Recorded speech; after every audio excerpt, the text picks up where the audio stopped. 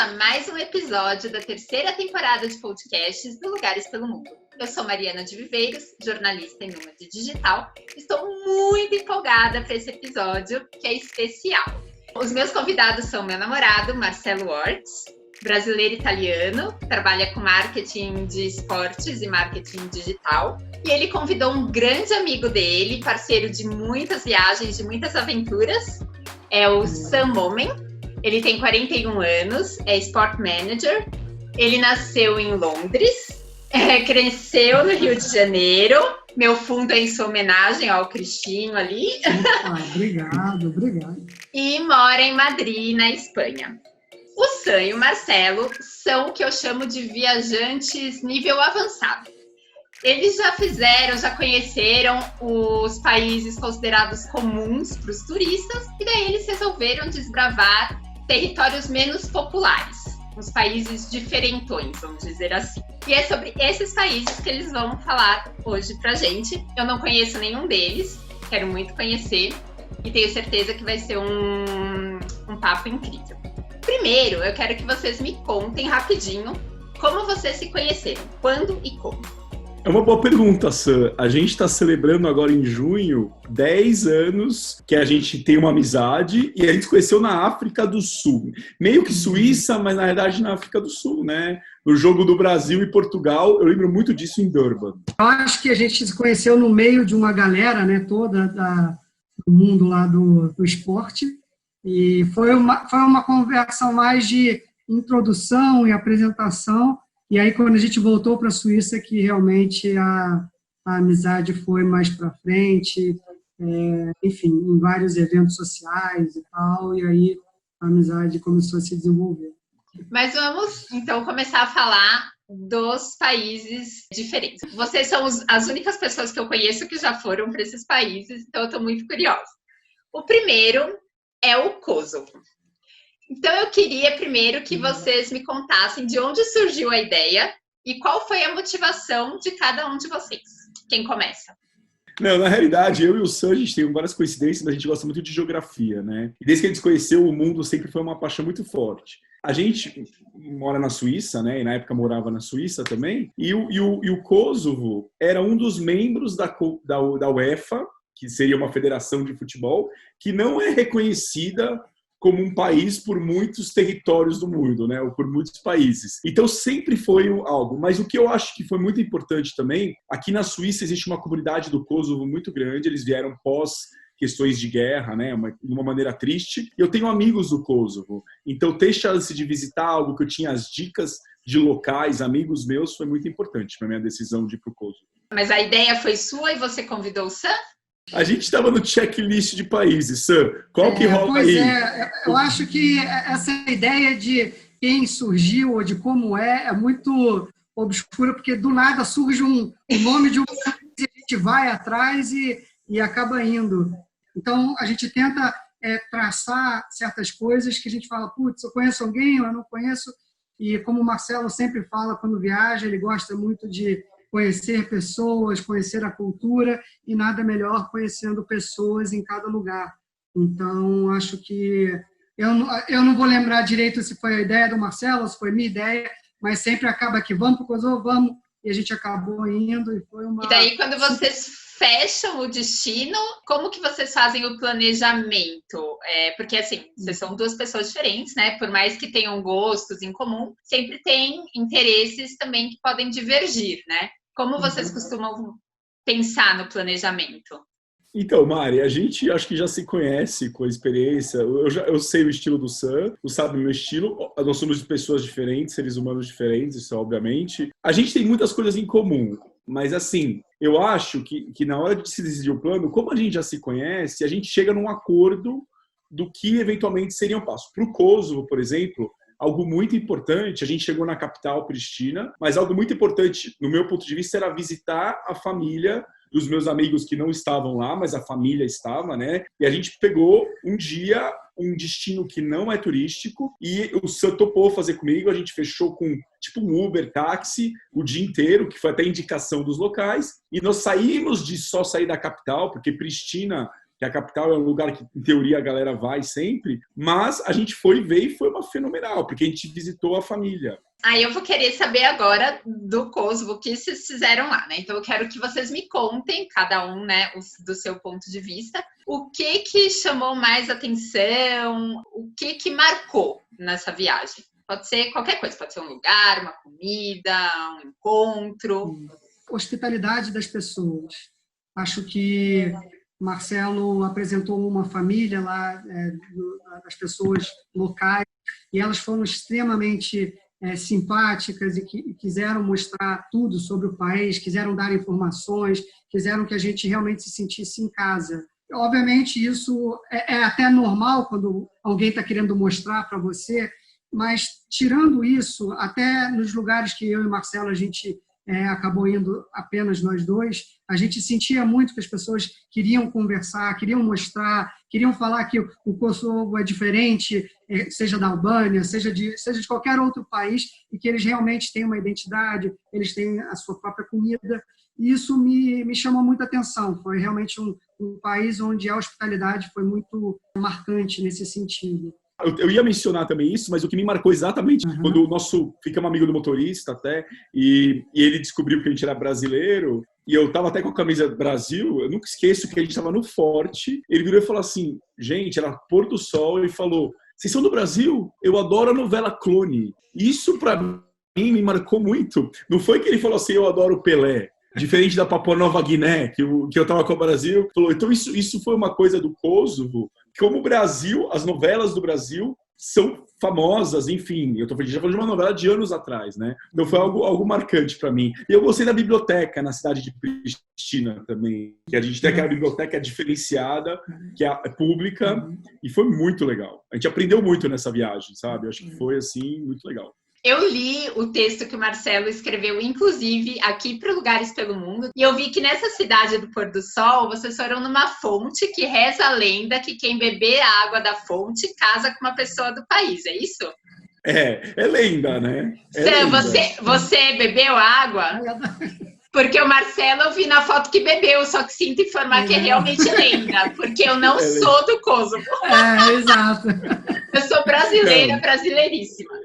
Mas, eu não sou uma pessoa supersticiosa também, mas eu experimentei a água também. Então é isso aí. Bom, daí, falando um pouco dos atrativos, né? Se vocês tivessem que fazer uma propaganda para as pessoas, né? Visitem o Kosovo, incluam, né, no seu roteiro de viagens, o que vocês diriam que é muito legal de fazer lá? Eu acredito que se você tiver um dia no Kosovo, talvez ir para Prizren, né? Eu acho que é a cidade que eu diria que é linda. Mas eu acho que o ideal ainda é ter locais. Fale com a gente apresenta locais do Kosovo. Sem locais, não dá. Não dá, mas é mais frutífera, né, Sam? O que você acha? Não, eu acho, porque, tipo assim, a gente já viajou para muitos países do mundo. Tem certos países que a atração é justamente as belezas naturais, ou a história, ou são certas coisas que são fáceis até de você visualizar. E tem outros países que não é, a beleza não é algo físico, é algo que você sente, é algo que é a vibração da cidade. Então, quando se fala o que é legal de se ver, Pristina, por si só, ela não é uma cidade linda, uau, maravilhosa, mas se você for no dia a dia e se comunicar com as pessoas, você vai ver que essa hospitalidade e o que for sendo desbravado dentro disso se torna realmente a cidade especial. Isso não quer dizer que, sim, tem coisas bonitas, tem a fonte, tem a igreja, tem várias coisas que são bonitas dentro da cidade, mas não é nada assim de outro mundo para que você fale que foi completamente inesquecível. Foi fundamental o Kosovo, porque eu e o Sam, a gente conversando sobre possíveis próximas viagens. Eu nunca esqueço, Sam, a gente estava no quarto do hotel em outubro de 2017. Eu falei, Sam, ano que vem, eu estava querendo muito ir para Papua Nova Guiné. O Sam, assim, Marcelo, o que você falou para mim, Sam? Eu falei, Marcela, tem uma amigaça minha que eu não vejo há muitos e muitos anos que mora lá. E a partir daí depois de alguns meses, né? Então, em agosto de 2018, eu e o Sam pisamos na Papua Nova Guiné, que eu tô até com a camisa aqui, que a amiga do Sam, que hoje é minha amiga Tânia, me presenteou. Entendeu? Então, provavelmente, a Papua Nova Guiné estava nos seus planos, Sam, em algum momento. Para mim, os meus planos são: existem 211 países filiados à FIFA e eu quero ir para esses 211. Então, se alguém me chamar para algum país que eu ainda não fui, eu estou topando. Voltando, então, um pouco, acho que essa viagem da Papua Nova Guiné foi facilitado muito justamente por eu ter uma grande amiga lá, que, como o Marcelo falou, virou amigo dele também. Enfim, e aí, quando você conhece alguém de lá, e a Tânia já morava lá há quase um ano, ela realmente nos ajudou muito na preparação para a viagem, né? Porque a gente não ficou apenas em Port Moresby, a gente foi para uma outra ilha chamada Rabaul, e depois a gente foi para o sul, para o Rio, né? Sepik, o Rio Sepik. E, ou seja, a gente acabou dividindo, a gente ficou mais ou menos 10 dias no país, e a gente ficou cerca de 3 dias em Port Moresby, 3 dias em Rabaul, e mais ou menos 3 ou 4 dias na ilha de Sepik. E isso a gente dividiu bem, tendo a Tânia ajudando bastante na montagem desse roteiro. Mas eu também tenho que dizer que uma grande inspiração, e eu até escrevi os textos no Lugares pelo Mundo, tem 3 textos sobre a Papua, também no Lugares pelo Mundo, foi mencionado o Departures, que é a série canadense, foi muito importante porque eu consegui contatar o local que participou do Departures, ele foi fenomenal, me trocou mensagem de WhatsApp, ele não me conhecia, mas ele foi muito importante para especialmente parte da nossa viagem. Então, contatar alguém que, graças à televisão, entre aspas, eu soube da existência, né? E outra coisa, eu jogava War quando eu era pequeno no Brasil e também adolescente e hoje em dia também, né? Enfim, eu sempre queria conquistar a Papua Nova Guiné mesmo sem ser parte do meu objetivo. Então, assim, são 2 motivos que tinham uma empolgação forte da minha parte de ir para lá. E fica na Oceania, hein? Tem muita gente que confunde a Papua Nova Guiné com as Guinés da África, que também tem 3 Guinés, né, lá, e fica na Oceania grudada com a Indonésia. E tem gente que pode achar que pertence à Ásia também, né? Mas é importante dizer que a Papua faz parte da Oceania. E na capital vocês ficaram na casa da Tânia, né? Provavelmente. Uhum. E nos outros locais, onde vocês se hospedaram, tem estrutura para turista? Tem hotéis? O Sam, você que descobriu o hotel lá de Rabaul, né? Exatamente. A gente, antes até de falar do hotel, falar até um pouco da importância histórica de Rabaul. Rabaul era uma cidade relativamente importante na Papua Nova Guiné e teve um vulcão que foi erupção e acabou destruindo completamente, ou praticamente boa parte, da ilha de Rabaul. E antes da destruição, literalmente, da cidade de Rabaul, essa cidade era muito importante economicamente para o país, enfim, historicamente foi muito importante na Segunda Guerra Mundial, com as tropas japonesas lutando com as tropas australianas, etc. e tal, e que com essa erupção na década de 80 acabou destruindo completamente a cidade. E aí, hoje em dia, você vê uma cidade ainda em reconstrução, você vê partes da cidade onde você vê toda a camada, né, de cinzas, né, que você vê em diversos pontos da cidade e que, aos poucos, está tentando se reconstruir. A gente ficou 3 dias em Rabaul, a gente foi justamente...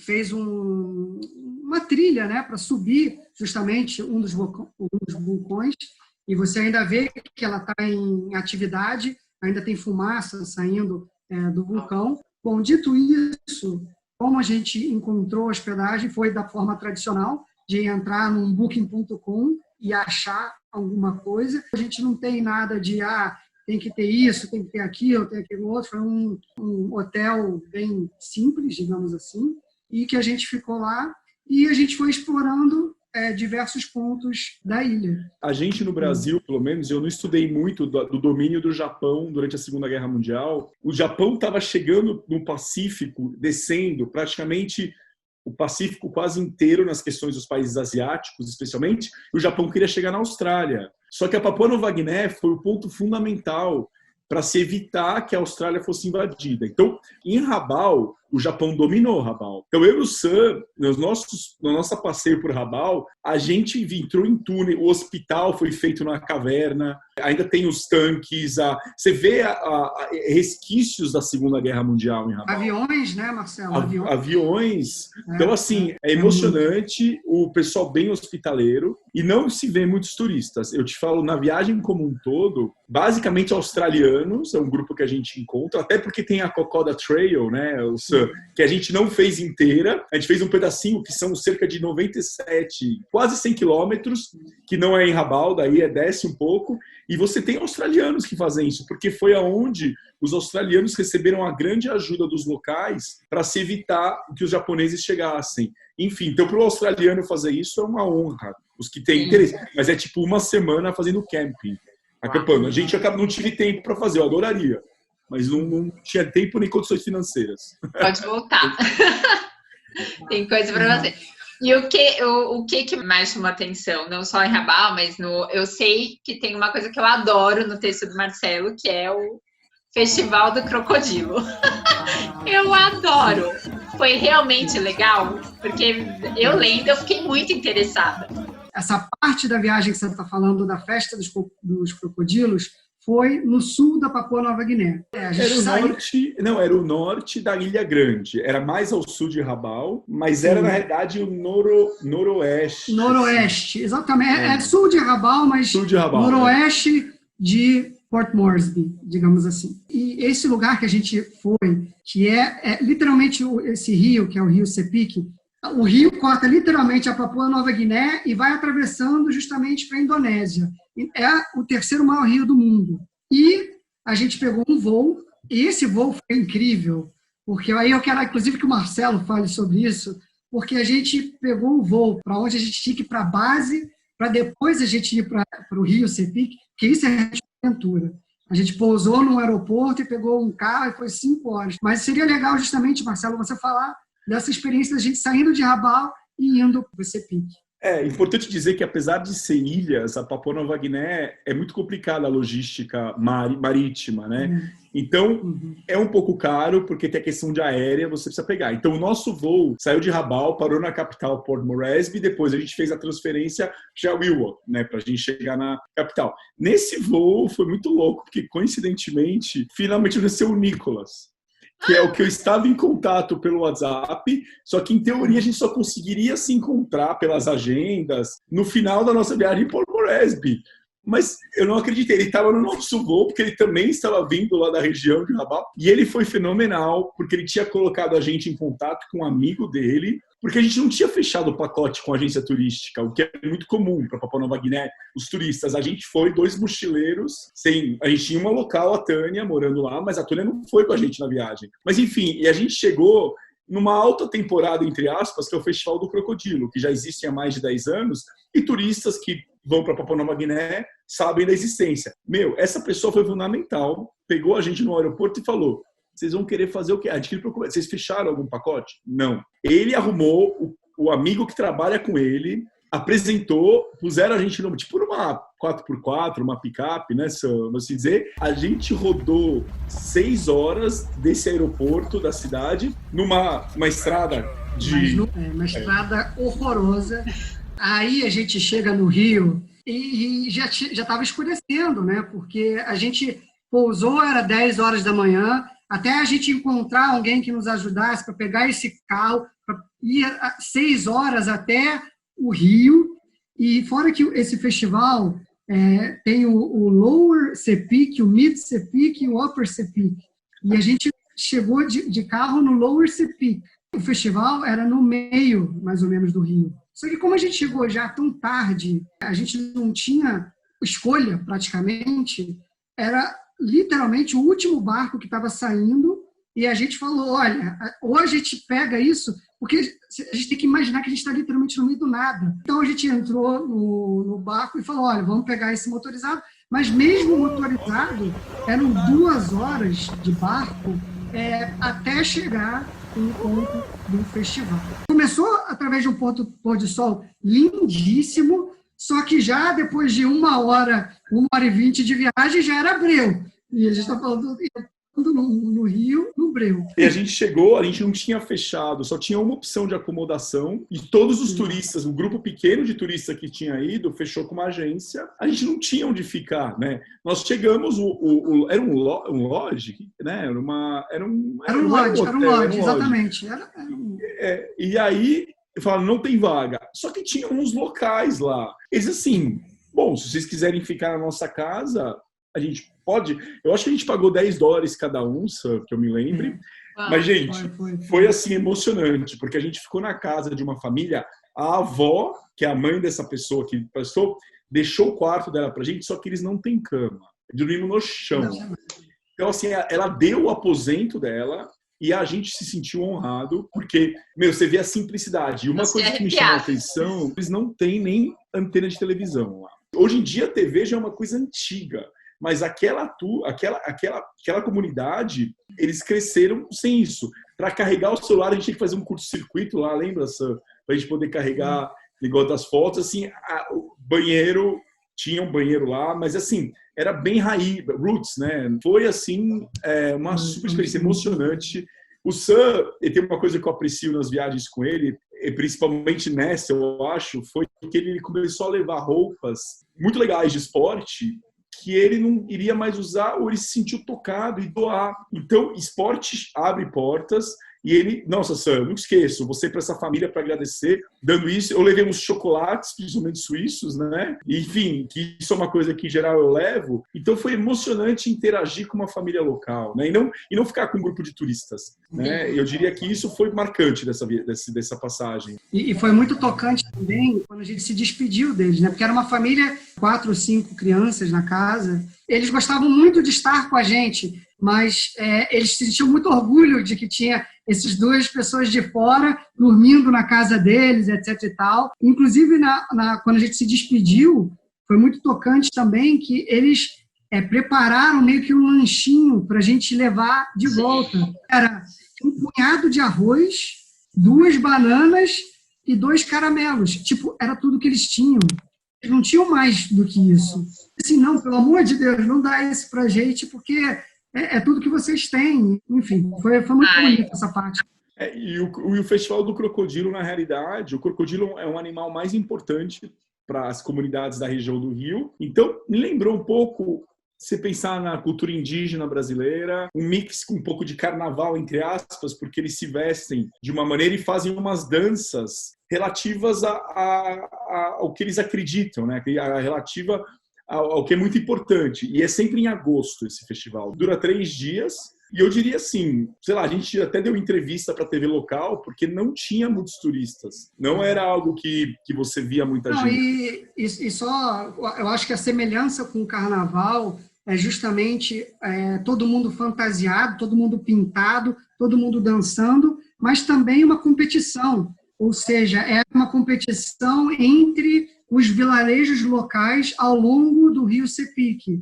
Então, todo mundo chega nesse local e eles fazem essa competição ao longo de 2 dias ou 3 dias, e aí tem um vencedor no final, que é, sei lá, um vilarejo de não sei da onde, que ganha por ter as melhores fantasias, ou melhores danças. Eu não sei justamente qual é o critério. E aí, eu acho que só mais uma última história dessa experiência. Essa casa que a gente ficou, e várias casas, elas são colocadas um pouco acima. Elas têm pilares de madeira, né? Porque quando o rio vaza... Enfim, eu e o Marcelo, a gente estava dividindo um quarto, dormindo no chão. Durante a primeira noite, eu ouvi uns barulhos, tipo...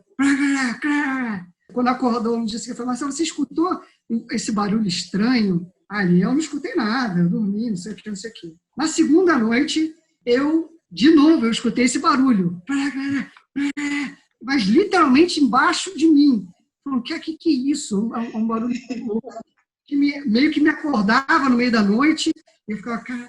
Enfim, aí no dia seguinte, na hora de despedir, eu cheguei e falei assim para eles, eu tenho muita curiosidade, durante a noite eu estou escutando um barulho, assim, meio... Eu não sei o que é. Aí o pai da família falou assim, deve ser uma coisa que vem ver. Aí a gente foi ver, embaixo do quarto da gente, tinha uma banheira com 4 crocodilos dentro. E eles estavam se debatendo. Estavam se debatendo na noite. E era isso que eu escutava. Foi uma história muito engraçada da viagem, que eu fiquei, agora faz sentido. Eu ia perguntar se vocês tinham visto algum crocodilo, né? Porque esse é o festival do crocodilo. A gente acabou vendo também lá no festival e, especificamente, com essa família, a gente acabou vendo algumas. Legal. E depois, na volta, vocês tiveram que fazer todo o trajeto de volta, pelo rio, o barco, mais as 5 horas de 4x4. Ou seja, uma viagem que demanda energia. Nosso amigo que levou a gente, combinou de buscar a gente, ele não estava no horário programado. A gente ficou umas 5 horas esperando, sei lá, eu tô aqui. E a gente interagiu com uma família local fenomenal também. Eu mostrei o meu DVD do Carnaval de Salvador, que eu tinha no meu iPad. Nossa, o pessoal, assim, com chiclete com banana lá, nossa. Fez sucesso na Papua. Não, muito legal. A Papua Nova Guiné é um destino que eu quero muito ir. Fala, Má. E aí, só para dizer, depois a gente voltou para Port Moresby e a família da Tânia foi fenomenal. A gente conheceu as 3 filhas, né? As 3 filhas e também o marido australiano. Eles foram muito 10. E a Tânia trabalhava no Parque Nacional, né? O parque que tem em Port Moresby, que tem vários animais. Ela era voluntária lá, né? Então foi muito interessante, tá? Eu diria que isso foi... Nossa viagem foi legal, né? Não. Foi muito legal. Parece ter sido muito legal. Bom, pessoal, por hoje o nosso bate-papo fica por aqui. Mas ele continua na semana que vem, porque o Marcelo e o Sam têm muitas histórias para contar. E no próximo episódio eles vão falar da Coreia do Norte. E se você gostou deste bate-papo, deixe seu like, compartilhe e se inscreva no canal do Lugares pelo Mundo. Você também pode nos acompanhar nas redes sociais. Um beijo e até a próxima semana!